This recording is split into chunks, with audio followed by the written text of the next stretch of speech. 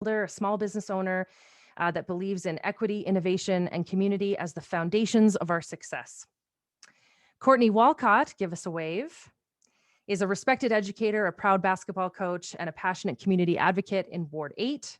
I should mention that Angela's in Ward 4. And Mademoiselle Kourtney Branagan, say hello. Courtney's a well-known face in the community leadership and has been a catalyst for change at the neighborhood level, in the tech sector, and in city planning.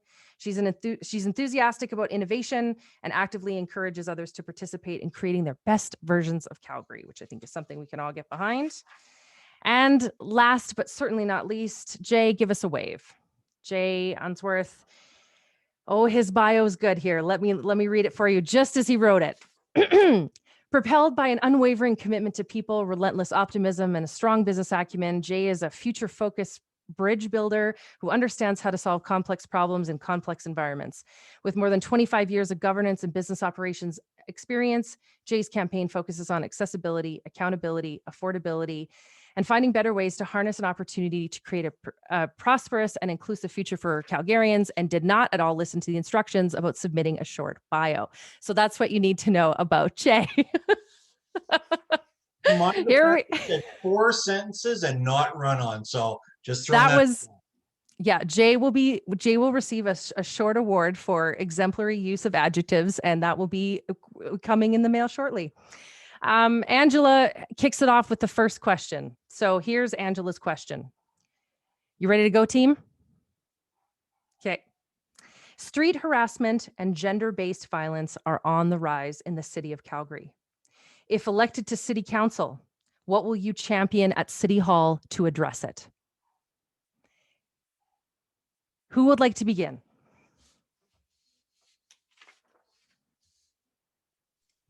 I'm happy to step up. Yeah, Jay, you're first. It'll go Jay, Courtney with the K, Courtney with the C, and then Angela will finish it off. So Jay, please go ahead. Just want to start off. I think it's a great question. Thank you, everybody, for being here. I want to preface this by saying that I've got a daughter, a wife, and a mother who happens to be part of the LGBTQ community. So I take these things serious. There's no place in our society for this type of behavior whatsoever. Full stop. How I would champion something like this is, first and foremost, I'd like to create a program called report and support. Create an ability for people to report these kinds of instances. I think if you look at the stats, the majority of instances, especially amongst women, go unreported for a variety of different reasons, which is problematic. You try to find an organization to help support. We know in the nonprofit world, there's so many nonprofits out there competing for limited dollars. And I think I would work with the nonprofits to try to combine visions and missions to really be more impactful and create and that's the supporting side. The reporting piece is, let's create a phone number that people can actually call. I mean, we have 3-digit phone numbers for so many other things. We can call the city, we can call 911, but for things after people take time to think, well, they need to be able to call and feel safe about reporting these kinds of things. We need to know about it, we need to surface it, and we need to stop the behavior. Thanks, Jay. How about you, Courtney with a K? Yeah, for sure. So always the question that kind of comes to my mind first is like, are incidents on the rise, or is reporting gone up? And I'm probably going to say it's more of the latter. And I think that's a good thing. I think it's the best first step into bringing awareness to the issue. And, I say that not trying to diminish any past or future, instances of street harassment that have happened, but the fact that people are feeling empowered to start speaking up about this issue, that it continues to persist. I see that as a first win. So piggybacking a bit on what Jay says, I do think awareness and education is really, really key. I do believe, there's different avenues to do awareness and education. And my first 3, well, I have 4 target areas. So I would say, bylaw, transit peace officers, CPS, and then the public at large. And I think to go a bit further with Jay's idea of reporting, this is where we really need to leverage data. And this is where we need to understand where is it happening. And so that we can put targeted, I don't want to say relief, but so we can put targeted measures in those areas so we can start to explore why are certain things happening that way.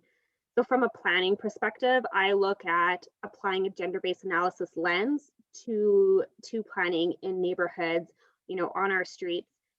And something that's really come, to the top of my mind around community planning too. And when we talk about, street harassment, and we need to think about how our bystanders are part of the solution.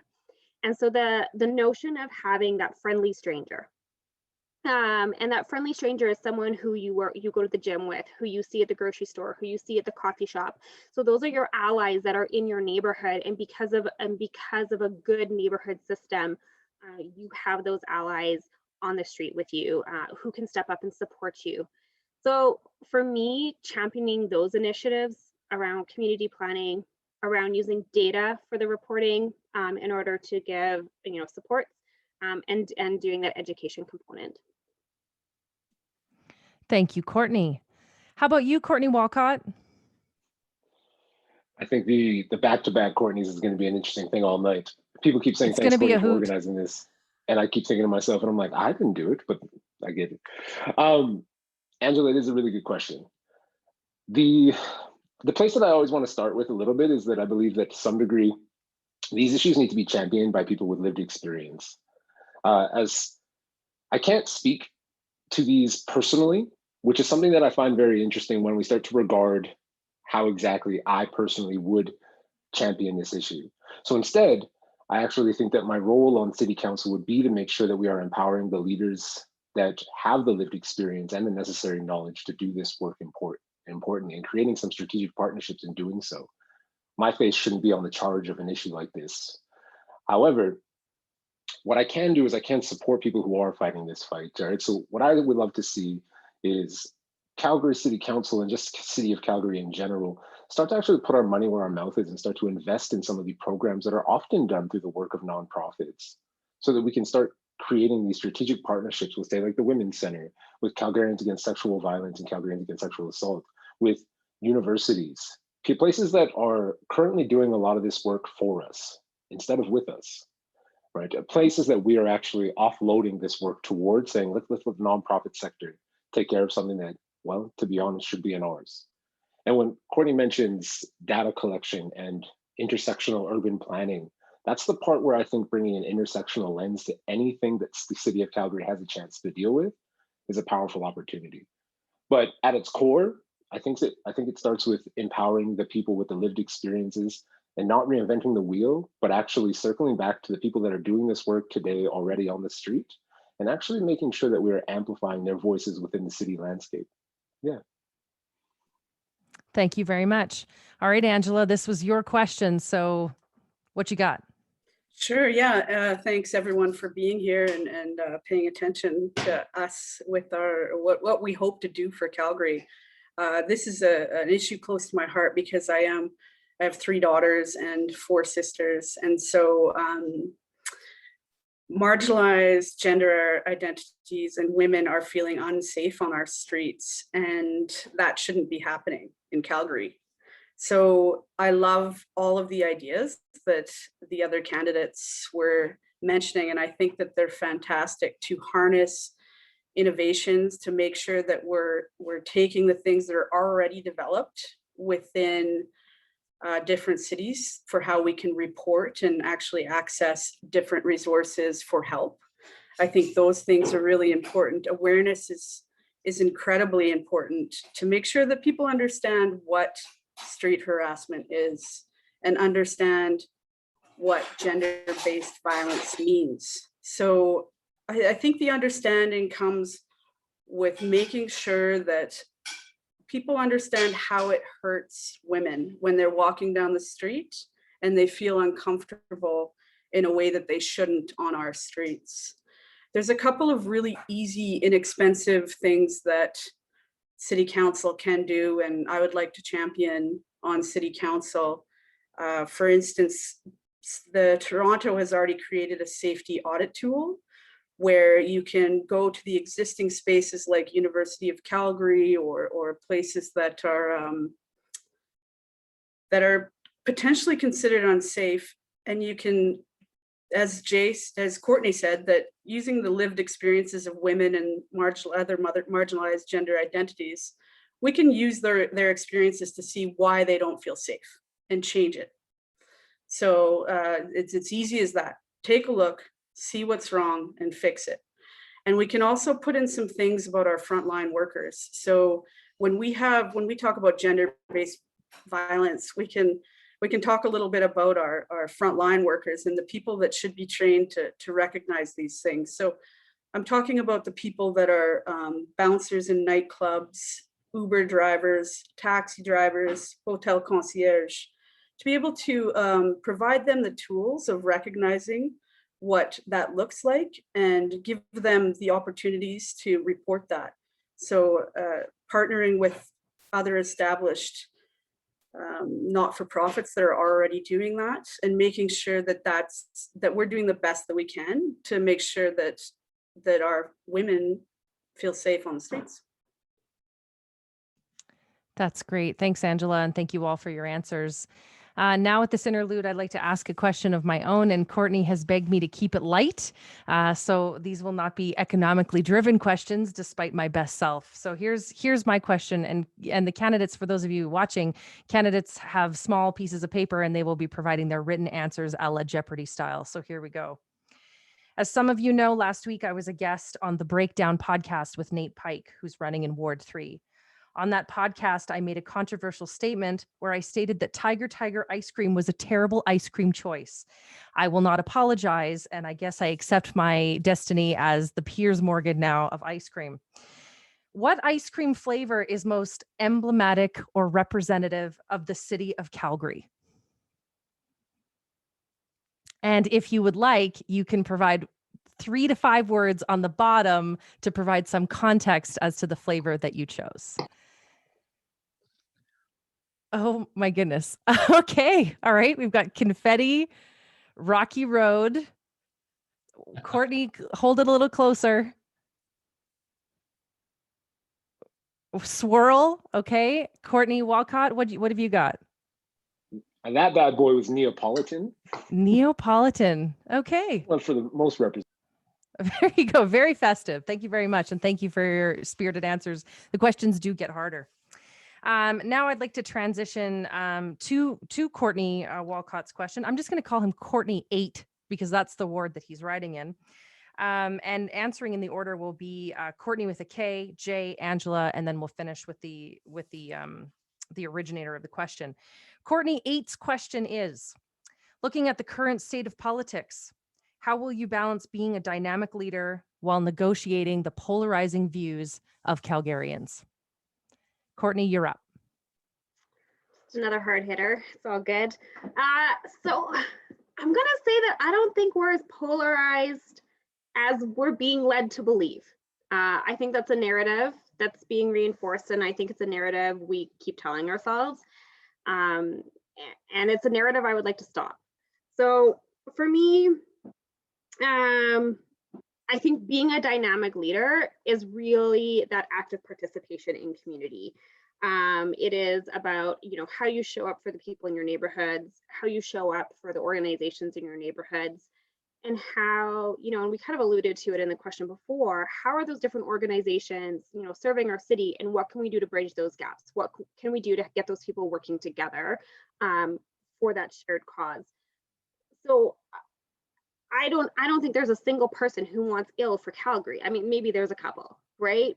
But generally, we all want good for our city, right? We all want economic prosperity. We all want vibrant neighborhoods. We all want the catchphrases. We all want that livability. And we are going to have different definitions of it. But at the end of the day, we most likely have more in common about, the services that we're using, the amenities that we appreciate, and what a sense of community feels like in that connection. And I think COVID has really challenged our sense of community and our sense of self in community and how we participate in building up the friendliness and the neighborliness. So for me, being that dynamic leader of being, back into community and leading and helping support the initiatives, that for me is the path forward. Thank you. Jay, your answer. I love your optimism, Courtney. But my experience might be a little bit different. I do see some polarizing views within our city. And you mean certainly witnessing it since I've decided to run for office, and seeing some of the social media posts and people going after certain people. And I mean, I want to say that, I mean, because we have polarizing views, or we may be coming from different sides of the political spectrum, for lack of a better term, it doesn't make us any less Calgarian because we have different viewpoints. What we need is that healthy debate. We need to have conversations that matter and create an understanding that lead to better outcomes. I think I really like what Courtney said. I mean, in his first one, sorry, Courtney with a C, Courtney 8, that lived experience. We need as leaders to understand that we are not, just because people get elected, by no means does that make them experts. As a matter of fact, I'd argue the exact opposite. They're not experts. They're community builders, but it doesn't mean they're experts in cultural sensitivities and those kinds of things. We need to bring people to the table that, yes, are experts, but also, almost more importantly, the people that live these kinds of experiences to bring their thoughts and ideas to the table. We need to listen to each other. I think it starts with listening. It starts with being willing to have our minds changed. Be a little vulnerable at the table and say, hey, I'm not always going to be right. I'm going to check my bias at the door. I'm going to listen to your points of view. And if you make a great case, I want to be able to change my mind and maybe think a little bit differently. I mean, for me, I'm that future focused, bridge builder. I focus on long-term solutions. And I really do believe for a city to be great, it needs to be great for everybody. And it needs to be about we, not me. And we really need to think about how we approach that. But I think we see that divisiveness happening, and we need to really try to start bringing people back together. We need to roll up our sleeves. If we want to get stuff done, we need to look at the end of our arms. We've got two hands. We need to put them to work together. So thanks for the question. How about you, Angela? And a reminder for those people listening, the question is, looking at the current state of politics, how will you balance being a dynamic leader while negotiating polarizing views of Calgarians? Angela, go ahead. We need to distinguish between polarizing views and inciting hatred. That is something that I think is really important for our city, so that we have a clear understanding between what is going to help us build our community and having a healthy debate and being able to listen to other voices, and something that is just inciting hatred. And I really agree with Courtney, both, like Courtney with a K. I do think that we have to remember that we are, at our base, we're all very similar. We have very similar wants and needs. We want to have a healthy, safe space for our families. We want to have economic prosperity, and we want to make sure that our neighbors and our communities are thriving. And in order to do that, it's right back to listening, learning, and taking action. And so unless our city council represents our city, that won't happen. So I love how diverse even our candidates are in this whole run up to this city council. I love hearing everybody's voices and making sure that we're continuing to share the successes within our communities to make sure that we can build the strongest Calgary where we all belong and we're proud to live in. So that's it. Thank you, Angela. Okay, Courtney 8, Courtney with the C, this was your question, so the floor is yours. No, thank you. I love everybody's answers. And to be honest, I don't want to make this about optimism or pessimism in any way. I actually very much so, I think the realistic, landscape that we're dealing with right now is that most of Calgary is actually very centrist, very, very much on the middle of our spectrum of decisions. So what I actually end up seeing and what I would love to fight for is that it's often in our city council that leaders have found themselves on two polar opposite ends, and they end up tugging at those who are in the middle. And because those who are in the middle are looking for leaders to direct them And not in the sense that we're saying they're desperate for leaders in sense, but really when they look towards city council, we should be guiding our citizens toward the right visions for what we want this city to be. So there's almost this requirement that's involved in which we must take a look at the realistic landscape of what's happening right now, where we're seeing leaders take advantage of people's, lack of knowledge based off of how our system works right now, based off of how inaccessible City Hall is. When we start sending out flyers or putting ads in newspapers, paying for things on Facebook, these are the types of access to information people have. So when you have leaders that are splitting those centrists apart, Calgary is becoming further and further divided. So my belief, my solution, my hope is that the next generation of council that steps forward will actually no longer start thinking that assuming that we all have the same vision for this city. Because I think there's some truth to be said that there are people on council right now that do not have the same vision for this city that I do. And there have been people on council in the past that do not have the same vision that I do, or at least I would even go so far as to say, without speaking for everybody else, assume that the vision that we all have. If we walk into these meetings assuming that we're all on the same page, we just have different tactics, I think it'd be a mistake. I think we'd have to actually go ahead and start looking at who's, attacking our city administrators, who is, manipulating information and utilizing negative rhetoric, and finding ways to actually kind of no longer accept it underneath the guise of, well, we're all in this for the city. It's because I think there is some truth to be said that there are a lot of people that are pushing narratives that are not in this the way we are. And I'd be reticent to hope that anybody thinks that all of these people that are running are doing it for everybody.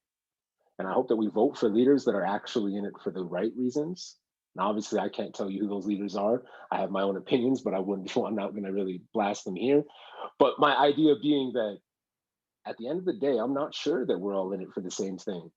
And so that's why it's so important to be a leader that shares the right information, that challenges misinformation, and then educates the city so that the people who are trying to separate, those people who are in the middle, who are learning, who are asking the questions, they don't have as much power. Thank you to all four of you for some great answers to that question, and to Kourtney as the originator of that question. Okay, you ready for another question from me? Okay. We don't yet fully understand or know the loss of our city's small businesses from COVID. Name a small business in your community or your ward that represents the heart of your community.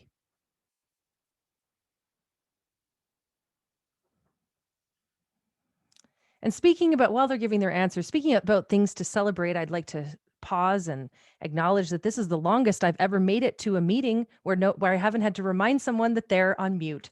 So here we go. Who do we have? We have Empire Provisions, Canyons Barbershop, Salsida, am I saying that right, Angela? And Ship and Anchor. Ah, yes, the good old Ward 8 Ship and Anchor. I was a student at Western Canada High School, and I got a minor in Ship and Anchor. Okay. Are we ready to carry on? All right, here's question 3, team. And this question comes from Courtney with a K, or what we'll be calling her Courtney 11 moving forward. Her question is, voters aren't necessarily representative of all Calgarians. If elected, how do you plan to use your communication strategy to engage Calgarians on issues in their community and in the city to ensure a multitude of voices can be heard? So now we're talking about a marketplace of ideas, and we will start with Angela answering this question. Absolutely. Yeah, great. I'm not sure if I knew I was first, but I'm into it. Thank you for the question, Courtney 11. Surprise. There you go. That's great. So for me, when we're talking about, can I see the question again? What are we? I have it written down here. It's voters aren't necessarily representative of all Calgarians. If elected, how do you plan to use your communication strategy to engage Calgarians on issues in their communities and in the city to ensure a multitude of voices are heard? Okay, Great. Yeah. So for me, communication, of course, is half of it is listening.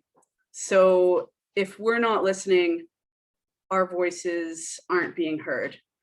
And those voices are out there, and they're loud, and they're telling us what they need. On March 27th, there was an anti-racism march where they had 17 speakers from different Calgarian communities. And they came forward with one message for politicians. They had a list of demands. And so they have a list of demands that politicians need to hear and pay attention to.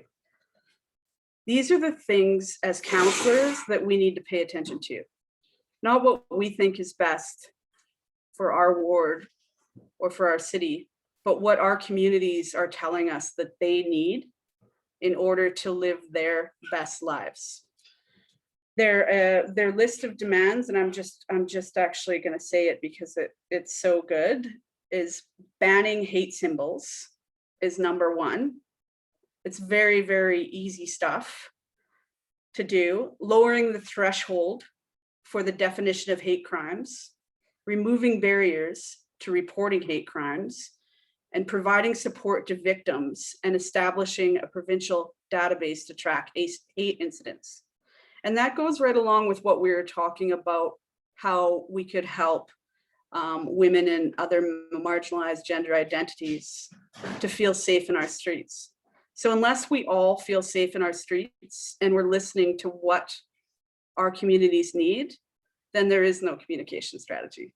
So the main thing is that this doesn't end after the election. You know, when I'm in city council and I'm sitting there and I'm making decisions, I'm going to be making them based on what my constituents have told me that they need to live their best, healthiest, safest life. Okay, Angela, cracking in a little bit to freedom of expression. Who will be next? How about Kourtney? Kourtney 8. Perfect, thank you. I think it's such a great question as well too, is because this one's deep to my heart about who exactly represents Calgarians that engage with politics. So one of the things about the question that I think is really important is the idea about who even can vote, right? Who has the power to vote in municipal politics? And there is a very kind of common perspective that a voter is essentially a homeowner, right? A voter is a Calgarian, but there's so many more people that are engaged within the city, whether or not they're new immigrants, PR, people with permanent residency, or people who find themselves kind of disenfranchised by the system as it is, that need to be served by this process, need to be served by council, because they are Calgarians regardless of the fact if they cast a vote or not. So one part of this communication strategy that I think is extremely necessary is actually reevaluating how council, well, shares its message, right? Some of the simplest things that COVID has taught everybody is how much successful technology exists out there for us to reevaluate how we actually spread our messages, how we're engaging with social media, and of course, how we're even looking at holding council meetings and making them available. One of the most frustrating things in the world, in my experience, in my opinion, is actually trying to negotiate the City of Calgary's website, just trying to find anything, let alone the archives of previous meetings or voter records of what each councillor voted for what. So there is, I think, a very clear, straightforward solution on the table, which is that we need to just simply streamline how people have access to City Council. That comes in a personal level through the utilization of my own social media, my own website to actively engage, but it also comes at a structural level at the city, where we need to make sure that the city is equally as accessible as each of our individual campaigns and hopeful council positions will be. Thank you, Kourtney. Jay.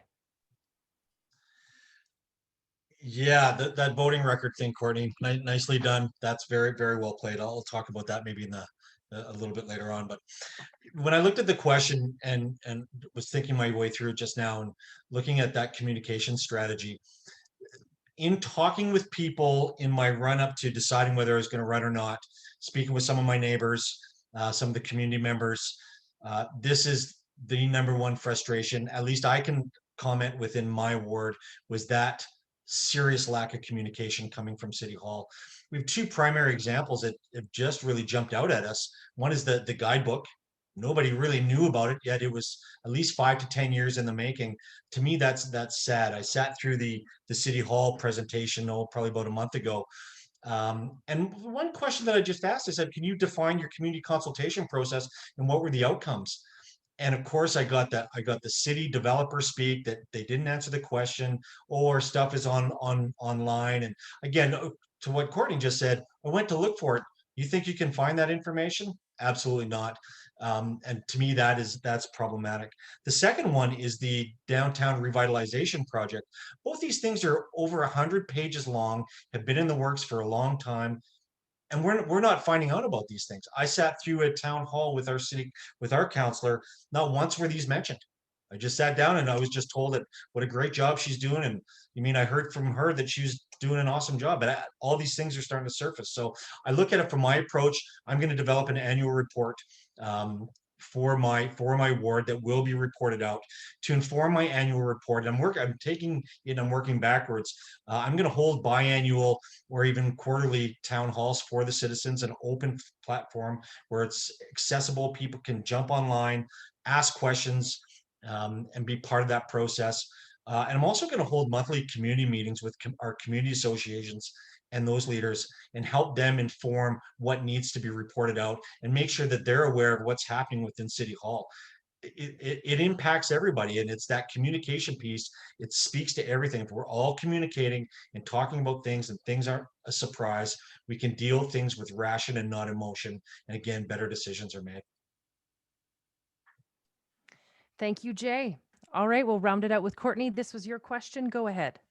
Yeah, I think great points brought up by everyone, and just I was going to quickly echo a couple things that, just from everyone. And as Courtney mentioned, you can be a homeowner, but you can also be a permanent resident, but that wouldn't make you an eligible voter, right? Because you have to be a citizen. So I think what I really wanted to get at this question is there are so many different groups in our city, and there are people in our city who are here for a variety of reasons, and they are contributing in their own ways. So for me, when I see the role of a counselor, I think that's important to really move into kind of what I would call neutral territory around communications. And so, informing, right, what projects are on the go and where can you engage and how do you get the links to that? So, is that through social media? Is that through newsletters? That's in talking with community associations and to create, I think a big thing is creating content for those organizations that you can liaise with, all the different community partnership groups that exist in a ward. To me, that's really, really important, and supporting also the efforts of those organizations and sharing out what they're doing, around city building, around community building. We have a plethora, right, of nonprofits and other organizations. So for me, a big part of that communication strategy is about much of what everybody talked about, but really making sure that it becomes neutral through that communication standpoint, and that decision making then comes because you've given space for dialogue because you are presenting a neutral front to start with. So for me, that's what's really important. And I agree, leveraging technology, but I also want to go back and say, ideally, hopefully soon, face-to-face time in front of people. And for me, a big one will be data collection. Who's coming to the table so I can know who's not coming to the table. And thinking then about how can we get to those people who aren't at the table? How do we get those voices to participate? And, so I can say I am the parent who's brought her kids to city council and they put their headphones on, and everyone knows what happens when a kid puts a headphone on and they want to talk. They talk really, really loud, right? But that was the situation I was in, right? So, and some around that horseshoe didn't care. Others on that horseshoe were deeply disturbed. And I was just like, I am here participating and you're glaring at me because I have my kids with me. Like, that is not okay. We need to find opportunities to make it more welcoming and more inviting for people to come. And I'm even just going to harp on the very fact that if you've ever spoken at council in person, the very fact that council sits higher than the people presenting is this huge power dynamic. And those are little things that, you know, we need to be thinking about, and how we are reaching and interacting with those who need to talk with us. Thanks to all 4 of you for your answers on that question. Okay, my turn. You ready? Okay, this is a 6-parter. No, I'm just kidding. Can you imagine your little card? Okay, here's the question. So I love the city. I'm proud to call the city home. Doesn't matter if I'm in Washington, D.C. or on the Harvard campus. I'm so proud to call the city home. If you imagine spending your one perfect day exploring this city, no laundry, no errands, you don't have to do your taxes, I promise. One perfect day exploring this city. What is the one destination that must be included in that perfect day? And you can choose only one. Candidates, your answers when ready.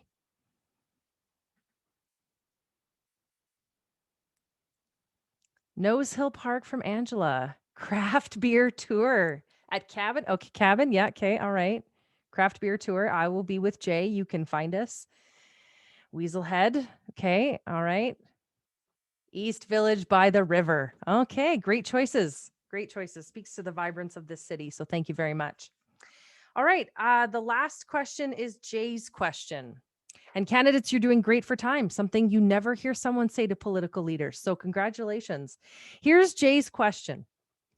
Should you be elected, and we certainly hope that's the outcome here, should you be elected, what will success look like for you after 4 years at the city council table? And how will you measure it? First to answer will be Courtney 8, Courtney with a C. Perfect. This one was a challenging question for me because I see like the easiest way of measuring it is, of course, that there's more investment in Ward 8 than there was before, that there's more young people staying in the city than there were before. And one of my things is coming into this as a teacher, one of the reasons why I decided to run was really just wanting to, like, when my students will ask me, like, hey, what are we going to do about the world? Like, they see, I was a social studies teacher and an English teacher. So when the students look at the world around us and they want to engage in it, and they say, hey, like, what do we do when we leave school? And I give them answers. I tell them to get engaged. I tell them to work with the system. And I really tell them to, like, just take their value structures and try and embody them in the work that they do. And I believe that I have to do the same thing. Right. I want to be able to go into council and truly live my values about making this city one where young people want to stay, and more like young people want to stay where it becomes affordable for everybody. We have diverse neighborhoods, complete communities, all the buzzwords. Now, when it comes to actually measuring it, I don't think that I can do that personally. Maybe there is a way, of course, but I do think to some degree that measurement is going to have to come from the people that voted for me or the people that I'm trying to support. So it's when looking at the people that I really want to see do better in this city. Obviously, I want everybody to do better, but some people are in more need. It's that at the end of this next 4 years, that list of people who are in more need of help than others is smaller. And I don't know exactly how I'm going to measure that, but if I can actually spend the next 4 years living my values, I can't see why that wouldn't be the end goal and why that wouldn't be something that I can be proud of. Thank you, Courtney. Angela, how about you? Sure. I think we need to change our measure of success. I've grown up in Calgary. I've lived through the boom and bust situation so many times, and it's great when it's good, and it's tough when it's not. And so I think that we have to take a real priority look at what our measure of success is. And I think that's the health and safety and well-being of all Calgarians. And to do that, to measure those outcomes is a tough one, like you said, Courtney, but one of my main goals is to make sure that Ward 4 constituents understand what City Council does. and they understand who I am as their counselor. And they know that if they need to talk to me about something, they can. So that we can create resources in a way that takes the mystery away from what a city councilor does, and that we are representatives. We're there to work with and for the people in our neighborhoods. We're there to strengthen our community ties. We're there to make sure that that we're all thriving. And once again, we're all building a city where we all belong. So my measure of success is that matters, that safety and health and well-being of Calgary matters. Thank you, Angela. Courtney, 11. Yeah. Yeah, so kind of like Courtney 8, I really had to be like, because I think there's an intangible component to this and there's a real tangible component of this, right? So, I mean, from that kind of tangible, measurable thing, like what are the markers and the benchmarks we have? So I know we've got a citizen satisfaction survey. The Calgary Foundation puts out an annual survey. So those are a couple, I think, tools and measures that we can look back on. We also have existing documents, right, around a walk strategy, around a climate policy strategy. And it's like, so how are we making advances on those? How are we taking what's already in place and carrying that forward? And I think that's really important for this election, with the number of councillors turning over and councillors having to adopt portfolios that have been started and carried through. You know, and how does that line up then with those citizen satisfaction surveys? When I think tangibly about 11, and just about the characteristics of Ward 11, I think about things like reducing the number of school closures. That would be top of mind for me. I think about what kind of investments are going into our city amenities, so our libraries, our parks, our pathways, our rec centers, right? What kind of repair are those in, and what kind of supports are they getting, and are they top of mind when we're thinking about our budget? And then I think a big thing for me is dead spots in neighborhoods.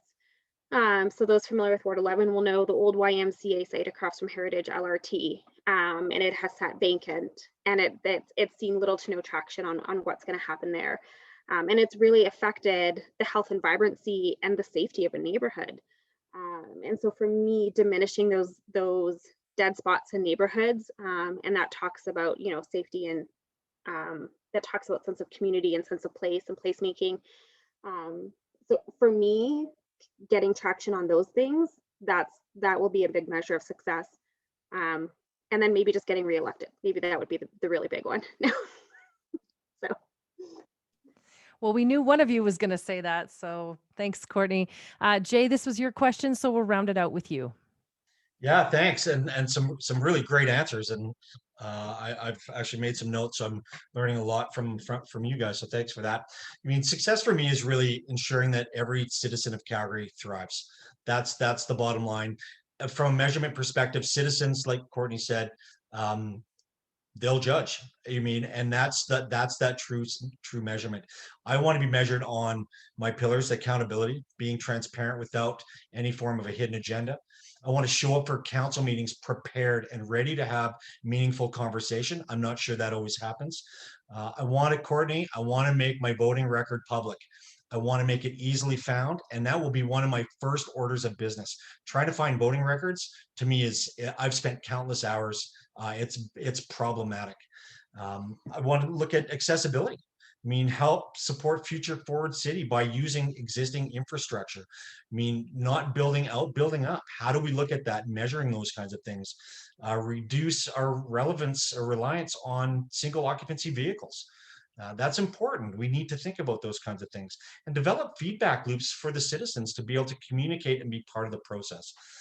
From an affordability standpoint, I want to increase efficiencies and not user fees. I want to address must-haves prior to nice-to-haves. We all want to have nice-to-haves, but we're really not in that position right now. And I mean, a lot of feedback I'm getting is that affordability piece. So I want to diversify our economy. I want to support entrepreneurs.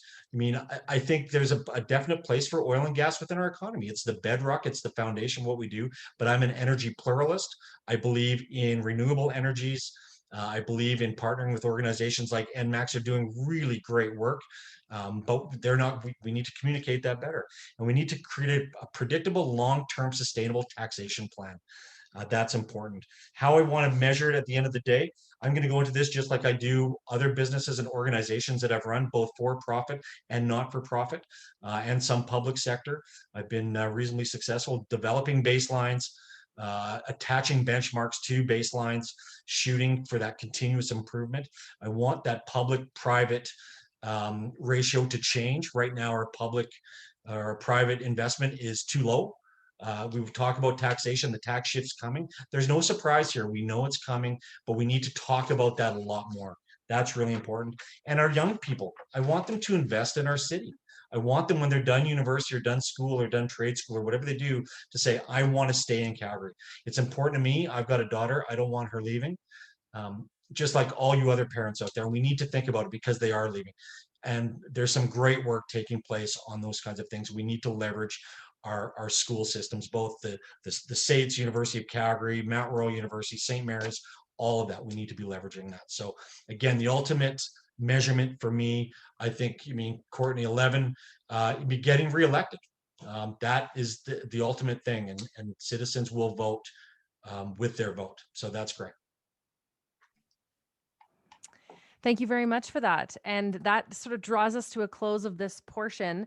I do want to ask one more rapid fire question before we break you all out. And I actually want to do something a little bit different because those of you listening have been so well behaved and patient and kind and attentive.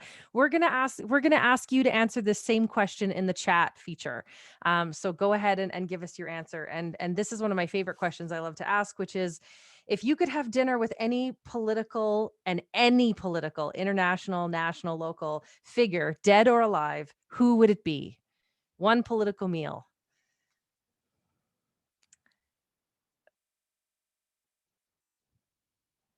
Oh, we got AOC, Nelson Mandela. See, quick answers in the chat, candidates. Winston Churchill, Ardern for sure. Barack Obama. Courtney, I'm thinking like you. I got Reagan here. AOC. All righty. Well, there we go. What do we have in the chat? Oh, we got the Queen, Greta. Oh, look at that. Courtney, it looks like you got a lunch date there. Hillary Clinton. Yeah, cool. Keep those answers coming. So let's talk about what's going to happen now. Everybody plays a role in this. The candidates have worked hard to give good answers. The pressure will be applied to them as the next few months go forward and as they look to try to earn themselves a seat on city council.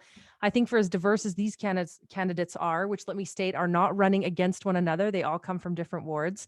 What they do have in common is that they want it. They want to lead your city. And if you have agreed with what they have said, I always like to say, put your money where your support is. They are running a campaign and the campaigns are expensive in this city. And we want the right voices amplified. And a great way to do that is to encourage you and 3 friends to give financially to the campaign that best aligns with your values. What we're going to do now is we're going to actually create some symmetry in the conversation. So we will be breaking out all of the candidates into different breakout rooms. And so it will go as follows. Angela, if you'd like to have a chat with her and ask her some questions, you will be able to self-identify to breakout room number 1. Courtney Walcott, that's Courtney 8. If you would like to hear from him, he will be in breakout room 2. Courtney with a K, Courtney 11 from Ward 11 will be in breakout room 3. Jay will be in breakout room 4. And if you would like to enjoy the comedic stylings of Jenn Sanford, if you just cannot pick a room emotionally, physiologically, or otherwise, you can stay in the big room with me. Where I'll ask you some political questions that I have remaining. So on behalf of all of the candidates this evening, thank you so very much for joining us today. You have a lot of choices of how you spend your Monday night. That you should choose to spend it with us is great. If you thought, gee, this was great, there should be more, there absolutely is. The next conversation among candidates will take place May 10th with a different moderator, but that's okay. I hear she's equally qualified. I'll be back in June for the one that follows. And, I hope to see you all there. So thank you for this evening. Please break out as you wish. Breakout time. Break out. I'm getting